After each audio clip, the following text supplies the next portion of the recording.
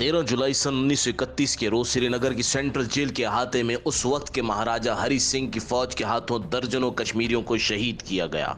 गुज़िश्ता 30 साल से इस रोज मुजाहिदीन और फ्रीडम फाइटर्स समेत दर्जनों कश्मीरियों को घरों या जेलों में नजरबंद किया जाता रहा है और मज़ार शोहदा की तरफ जाने वाले रास्तों को भी बंद किया जाता था।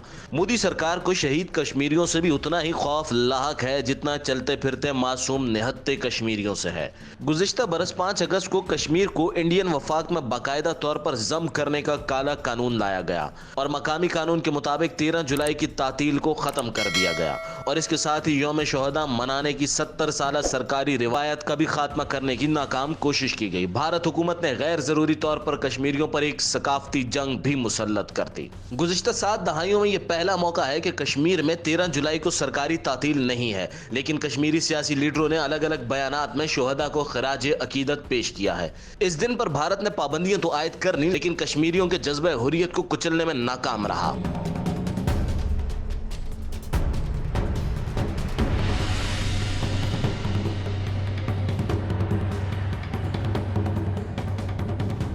आज एक तरफ भारतीय फौजी मजालिम में बेपनाह इजाफा हो चुका है तो दूसरी तरफ कश्मीरी नौजवान मुजाहिदीन का वलवला आज़ादी आसमान को छू रहा है। पाबंदियों के बावजूद आज मकबूजा कश्मीर में हड़ताल और मुजाहरे बदस्तूर जारी हैं। भारतीय फोर्सेस ताकत का बेजा इस्तेमाल कर रही हैं। कई रोज से जारी कर्फ्यू के नतीजे में मुतादिद इलाकों में ग़िज़ाई अजनास की शदीद किल्लत पैदा हो गई है, लेकिन अक़वाम मुत्तहिदा अपनी ही करारदाद पर अमल कराने में नाकाम है। मकबूजा कश्मीर की आवाज़ और जिद्दोजहद को फौजी ताकत से दबाया नहीं जा सकता, न ही उनके इंसानी हुकूक को पामाल करने की इजाज़त दी जा सकती है। आज का दिन कश्मीरियों की जिंदगी में संगे मील की हैसियत रखता है। इस दिन मुसलमानान कश्मीर ने डोगरा इस्तबदाद के खिलाफ अलम बगावत बुलंद किया, मैदान करबला और इमाम हुसैन की शानदार कुर्बानी की याद ताज़ा कर दी। इस दिन उठने वाली तहरीक शोला बन गई। फिर सेंट्रल जेल श्रीनगर के बाद कश्मीर के मुसलमान सरापा एहतजाज थे। आज़ान का वक्त हुआ तो मुजाहिरीन ने आज़ान बुलंद की।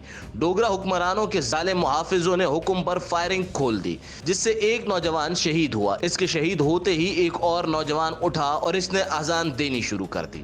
पुलिस ने इस नौजवान को भी शहीद कर दिया। यह सिलसिला यूं ही जारी रहा और अजान की तकमील तक 22 फर्जंदान इस्लाम शहीद कर दिए गए। इस ईमान अफरोज वाक़े ने पूरी रियासत कश्मीर में आग लगा दी और कश्मीर में जिद्दोजहद आज़ादी का बाकायदा आगाज हो गया। भारत के लाखों फौजी जुल्म की तारीख रकम करने के बावजूद कश्मीरियों के जज्बे आज़ादी को नहीं दबा सके। अब भारत की बर्बादी का वक्त करीब है। खित्ते में मौजूद तमाम ममालिक के साथ इसके ताल्लुकात कशीदा हैं। जंगी जुनून में मुब्तला मोदी को ये बात समझना होगी कि अब कश्मीरियों को आज़ादी देना ही होगी, वरना तहरीक आज़ादी का लावा पूरे भारत को अपनी लपेट में ले लेगा।